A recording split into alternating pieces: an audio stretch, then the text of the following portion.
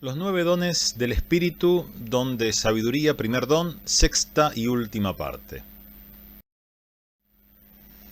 Estuvimos viendo una serie de textos que nos aportan información acerca del don de sabiduría, en qué consiste, cómo se manifiesta, cómo puede ser nublado. Y acá en esta última parte vemos cómo este don está impactando, cómo está trayendo al reino, ¿no? En este caso, cómo transforma la naturaleza. Isaías 35, 5 al 7. Entonces se abrirán los ojos de los ciegos. Primera expresión. Lo mismo que los oídos de los sordos. Entonces los cojos saltarán como ciervos y la lengua del mudo cantará. Porque en el desierto serán cavados pozos de agua y en la soledad correrán torrentes. El páramo se convertirá en estanque, el sequedal en manantiales de agua, y en la guarida de los chacales crecerán cañas y juncos.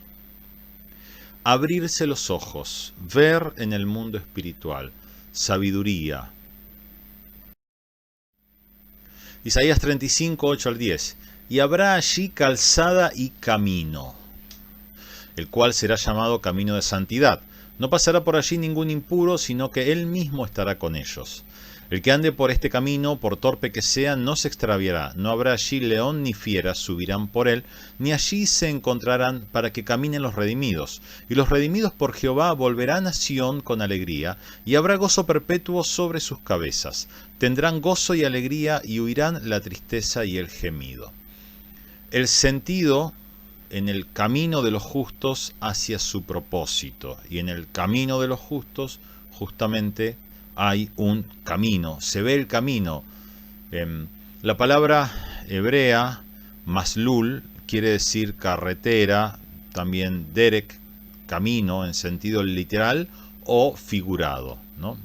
Camino en un sentido amplio. Hay una cuestión muy básica. Es necesario ver para poder identificar el camino. Un camino físico, la vida material, que es también un camino espiritual. Simplemente si uno no ve por qué camino va, se pierde.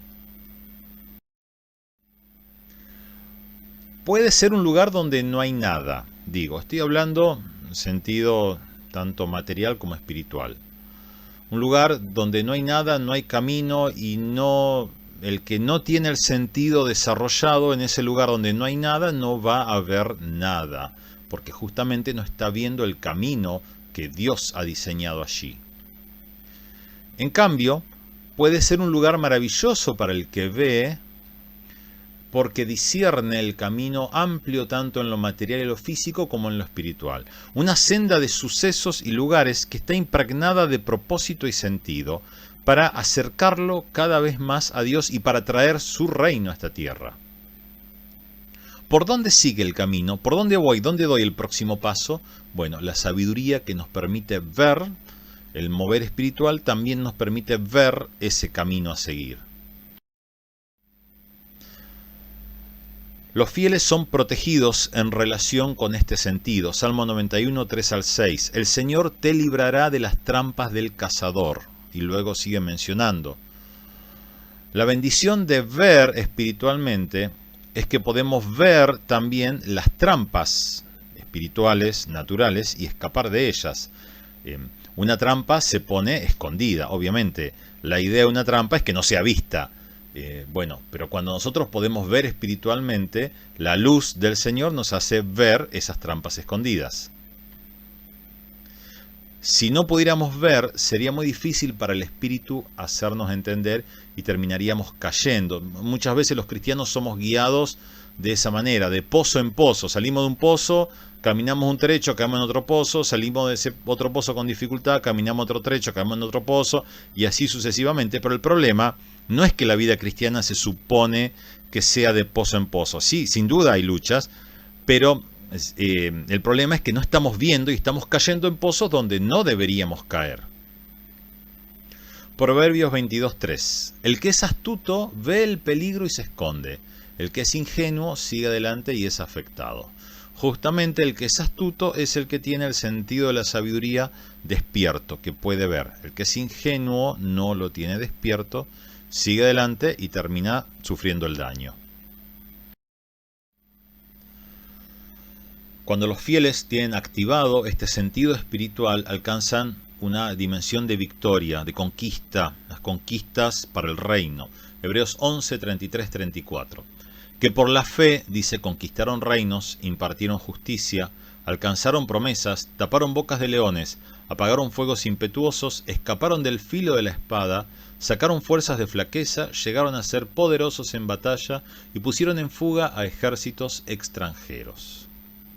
Lo visible es conquistado por lo invisible, ya que por la fe este sentido es activado y vemos a los ejércitos celestiales avanzando.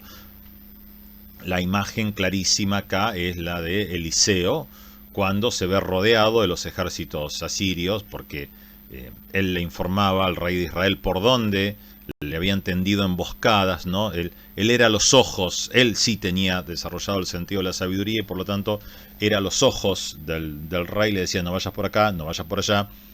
Entonces el rey de Asiria dice, ¿qué pasó acá? Bueno, hasta que le dicen, no, hay un profeta allí. Bueno, lo van a buscar todo su ejército. El criado de Eliseo se espanta cuando ve todo eso. Eliseo simplemente se estaba desperezando, preparándose el desayuno y dice, bueno, a ver, está, tranquilo. Acto seguido, dice Eliseo, oró con estas palabras, Señor, te ruego que le abras los ojos a mi siervo para que vea. O sea, es como decir, ufa, ya me tiene cansado. Bueno, Señor, abrí los ojos, por favor.